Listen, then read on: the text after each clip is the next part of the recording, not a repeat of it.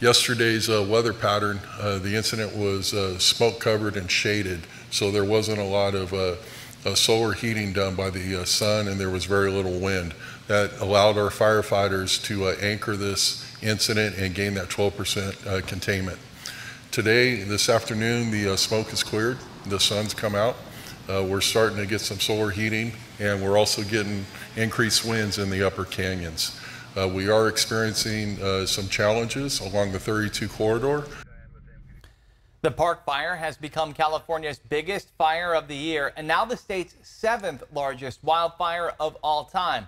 According to CAL FIRE's latest update, the fire is now more than 360,000 acres, and as you heard, crews were able to contain the fire to 12% now. Over 4,000 personnel from across the state are working to stop the fire.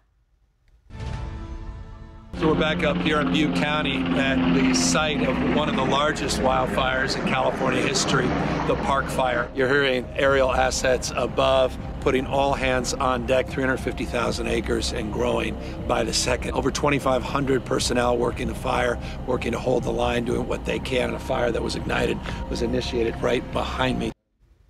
Governor Gavin Newsom visited CAL FIRE's incident command post for the Park Fire. This after declaring a state of emergency in Butte and Tehama County. He said that the state had secured federal assistance for both counties in order to help suppress the fire. Let's get things over now to Chief Meteorologist Monica Woods. And Monica, people across the region are seeing some of that smoke. Yeah, certainly are, especially the haziness kind of in the upper elevations. As far as the surface smoke, it hasn't quite reached us, and that's certainly concentrated far to the north of us, right around that Park Fire. You can see the general direction up to the north and off to the east, where we are seeing some of the poor air quality. A little bit of haziness, though, throughout much of the region. We still have a trickle of that onshore flow going. But in terms of the air quality, again, you can see how that particulate matter really clustered around the central and northern part of the Sacramento Valley, right around the Park Fire as well. So folks that are off to the east of the Park Fire, unfortunately, are really having a bad time of that air quality. Here's a look at those winds. Now, this is also ushering in some of that cooler air. You heard earlier that the cooler air, the higher relative humidity, has helped to get a little bit of ground on that Park Fire, but we're going to see a shift in our weather pattern tonight. A little bit of haziness still developing throughout the valley, but as we continue with that onshore flow, most of that smoke is staying concentrated into the northern part of the state. Those winds also keeping the temperatures lower, 80s to near 90 throughout the valley, 80s in the foothills and 70s in the Sierra, with that hourly forecast showing temperatures dropping into the 50s for tonight.